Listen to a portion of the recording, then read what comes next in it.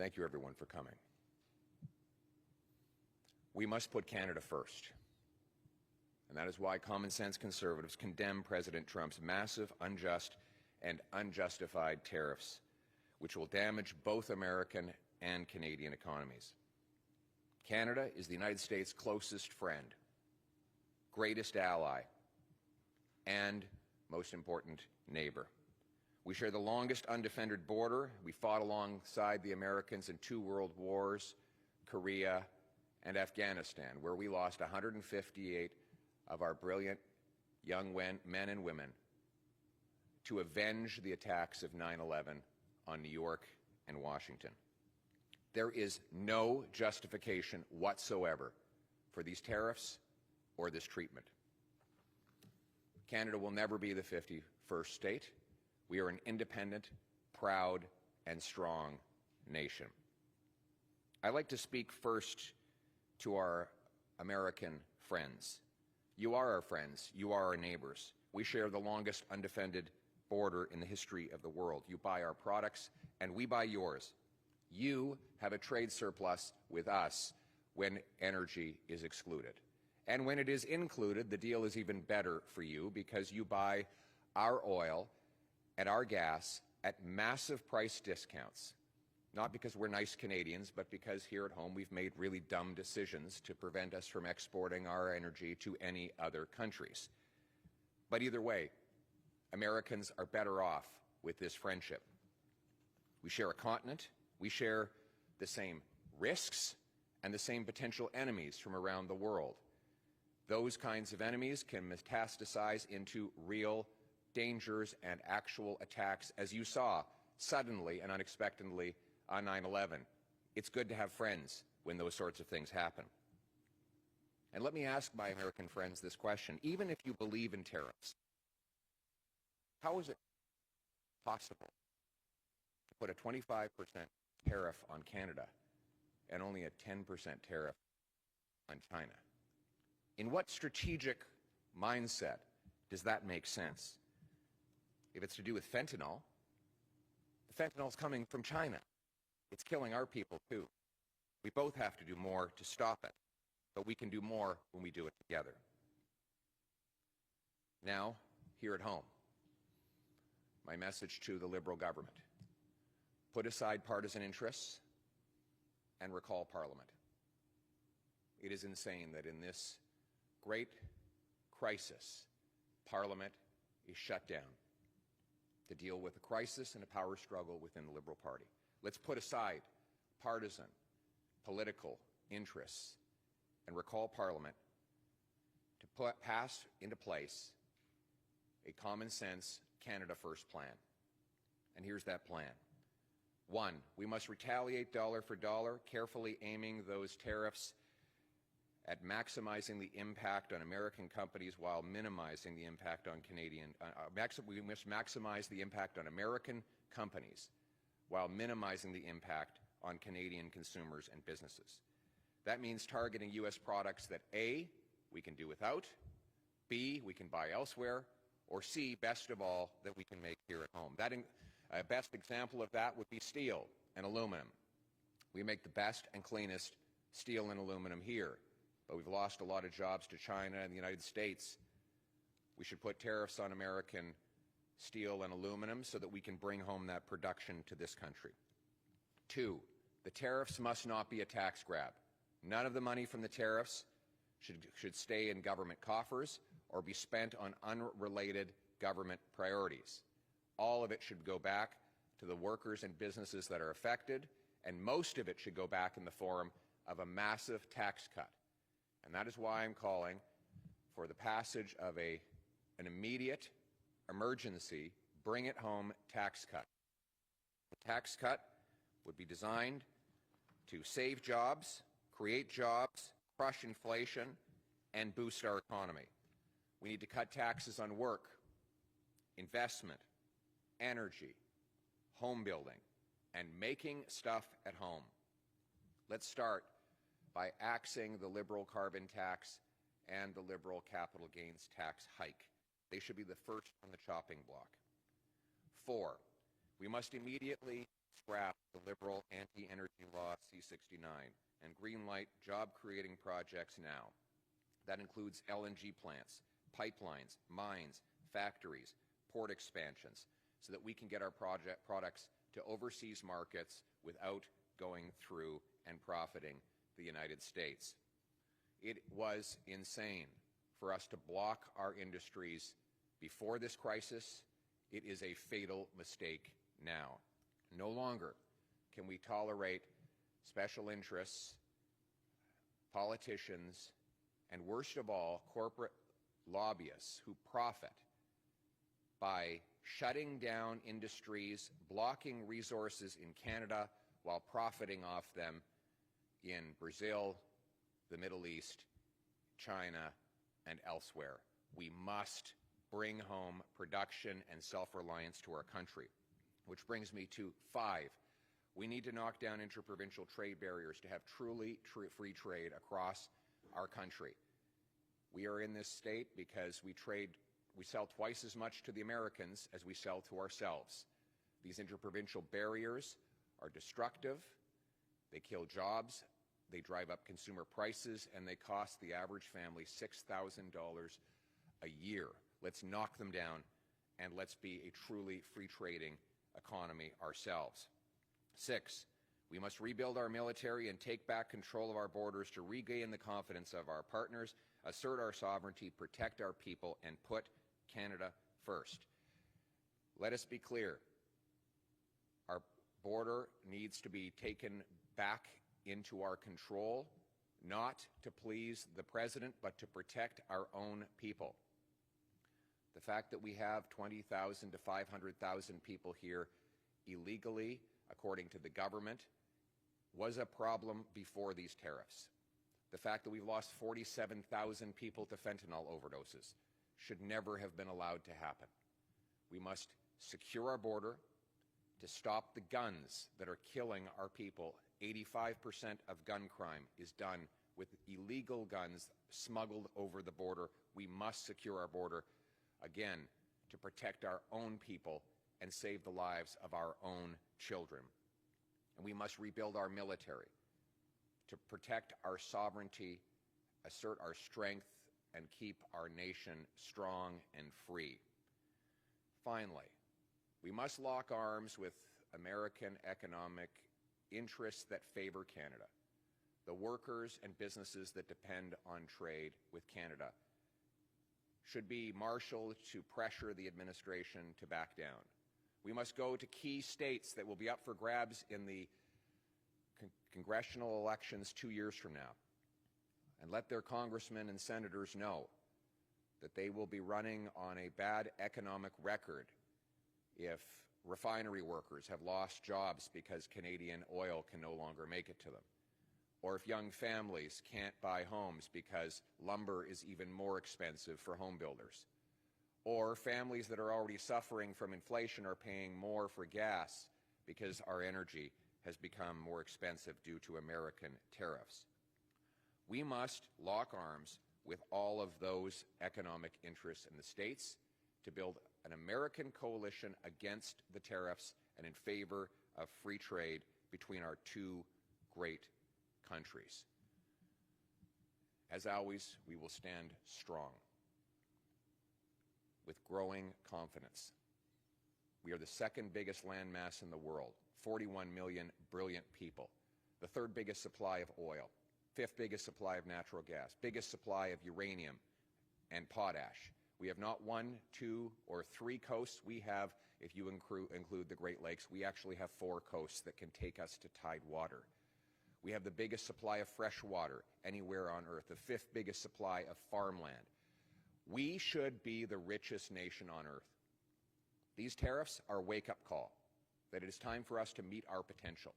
It is time for us to be a country that can trade with itself, a country that builds homes quickly for its youth, a country that allows entrepreneurs to succeed quickly and profitably so that success is once again rewarded, a country that allows hard work to pay off, a country that harvests its own resources, that secures its borders to protect its people, that builds its military to protect its sovereignty, unites its people to protect our common history and common future.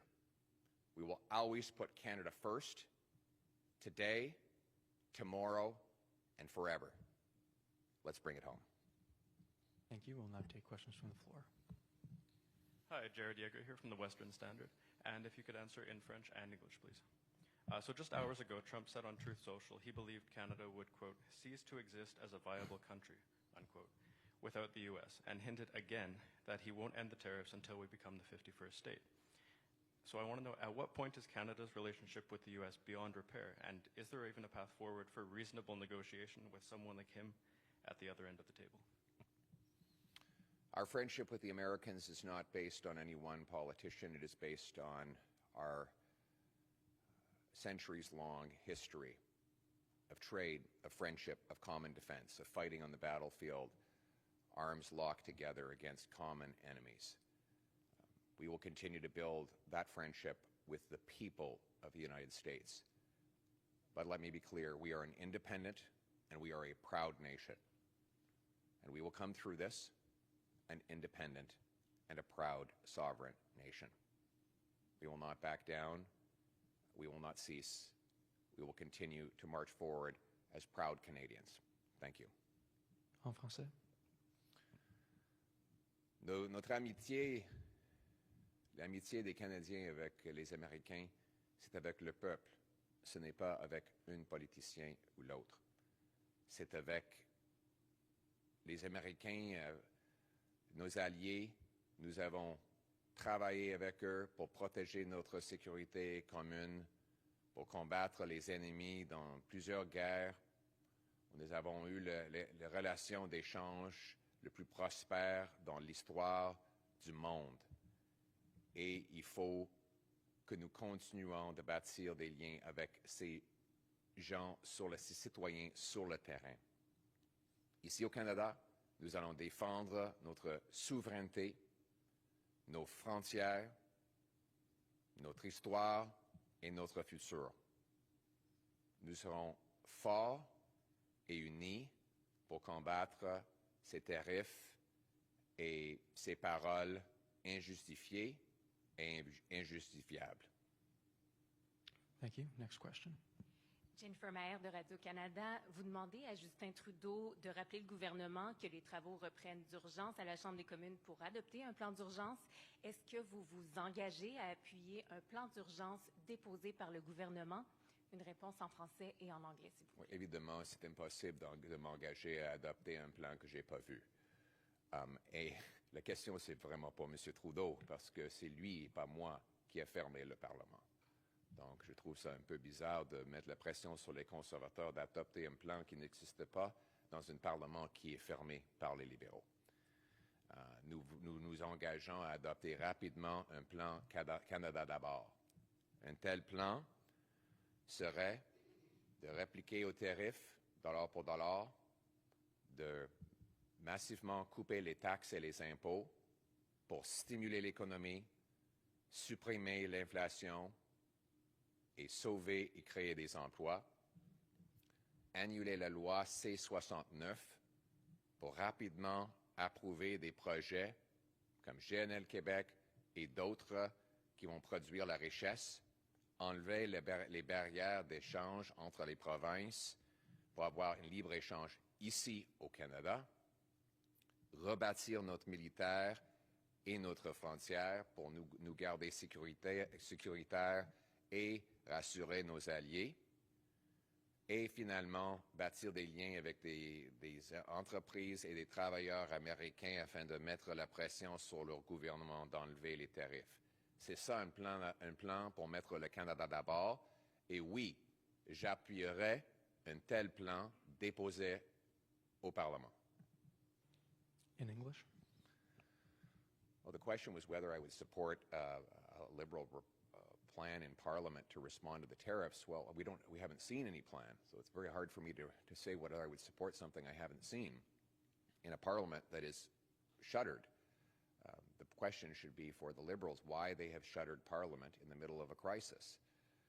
They have their own power struggle going on right now, and the country is left largely leaderless and in chaos in the meantime. We need to recall Parliament to pass a Canada First plan, and that would include tariffs that match the American tariffs, target products we don't need, can get elsewhere, or make ourselves, use the money from those tariffs only to help the workers and businesses that have suffered and not to fill government coffers.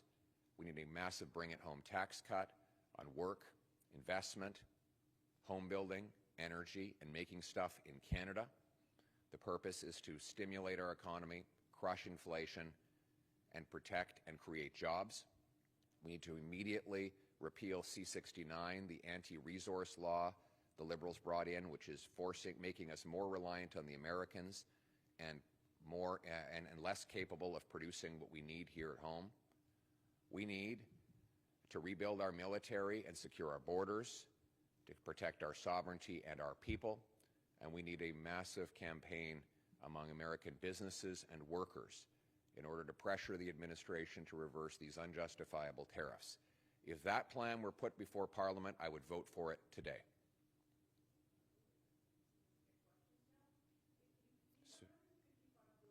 Sorry, who's next? Sorry. I'm being pushed out a lot for some reason. I guess CBC is allowed to ask questions now.